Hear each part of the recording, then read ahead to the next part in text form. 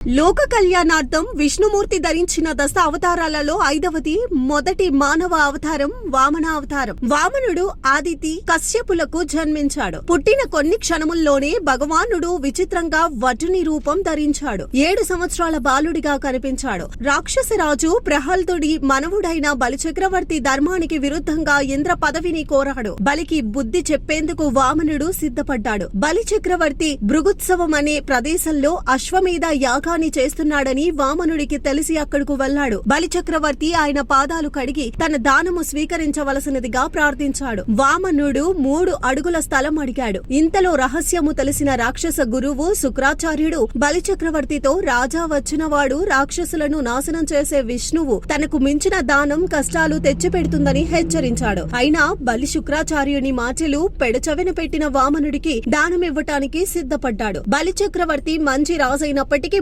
ముల్లోక ఆధిపత్యం కోరుకోవడం ప్రకృతి విరుద్ధం. కాబట్టి శ్రీ మహావిష్ణువు బలిచక్రవర్తిని 3 అడుగుల నేల దానం అడిగి పాతాళానికి పంపాడు. అక్కడ అతడిని రాజును చేశాడు. కాగా తెలుగు పంచాంగం ప్రకారం భాద్రపద శుద్ధ ద్వాదశి రోజు శ్రీ మహావిష్ణువు వామన అవతారాన్ని స్వీకరించాడు. ఈ ఏడాది సెప్టెంబర్ 4 గురువారం, అంటే నేడు భాద్రపద శుద్ధ ద్వాదశి కాబట్టి వామన జయంతిని జరుపుకుంటున్నారు.